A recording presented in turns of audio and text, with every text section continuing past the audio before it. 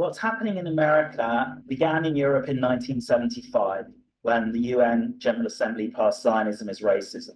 By 1982, during the First Lebanon War, you had Jewish societies on university campuses being banned by student unions run by hard left political groups, Trotskyites and the like. Hatem Bazian created the first SJP chapter at the University of California, Berkeley in the late 1990s, early 2000s. Bazian went on in 2006 to become the founder and chairman of an organization called American Muslims for Palestine. And within the structures of AMP, we saw funding for various SJP chapters. They were providing at one point about $100,000 a year to the various campus organizations where they were literally cultivating armies of activists. There had been a perception for several years that anti-Semitism and the marginalization and bullying of Jewish students needed to be addressed in a more comprehensive way.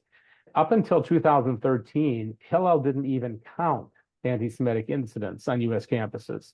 Just since 10/7, Hillel has recorded over 1,000 anti-Semitic attacks. So this is a geometric explosion of hostility towards Jewish students and vandalism of Jewish property. What we saw taking place on these campuses was rather alarming. The kind of disregard for some of the encampments that were essentially violations of school policy. We're talking chairs and sofas and boards and so forth. They were able to bring metal barricades onto campus. The schools themselves were caught flat-footed by this. They really had no idea what was coming. They may have known that SJP was a somewhat radical group and that the students were going to engage in certain tactics that they may not have appreciated, but the extent of the violence and the disruption of what's happened on campus, the intimidation, the hate speech. We saw bear mace being used by the encampment on those who tried to dismantle.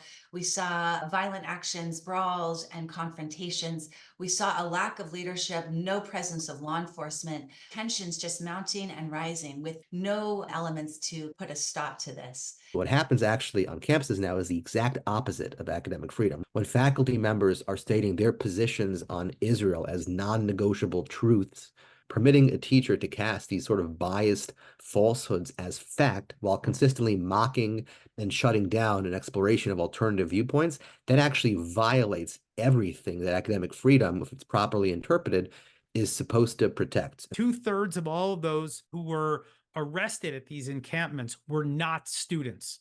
So we can very clearly see the impact of organizations like AMP and others. The key driver of the culture on the campuses right now can track back to this one group, American Muslims for Palestine, which helped to incubate and grow Students for Justice in Palestine. What we're seeing on campuses across, honestly, the entire country is something that gives rise to a potential Title VI claim. The vast majority of anti-Semitism that we see on campus has nothing to do with whether someone does or does not light Shabbat candles. It has everything to do with their real or perceived connection to the state of Israel. And so you're seeing on campus, really, to put it into context, in terms of holding Jews accountable, attacking, demeaning, ostracizing Jewish kids, creating the hostile environments that we're seeing, which universities have an affirmative responsibility to respond to, is a violation of law under Title VI. It's an increasing sentiment by many, many excellent observers of the Jewish experience here in the United States that it's a lost cause, that higher ed is going to become increasingly inhospitable to Jewish students. Our students need our support, deserve our protection, and are entitled to an equal educational opportunity under Title VI of the Civil Rights Act.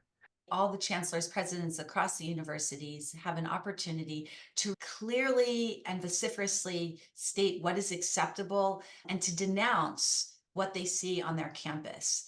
When they fail to do that, they create a vacuum that essentially gives life to this culture on campus.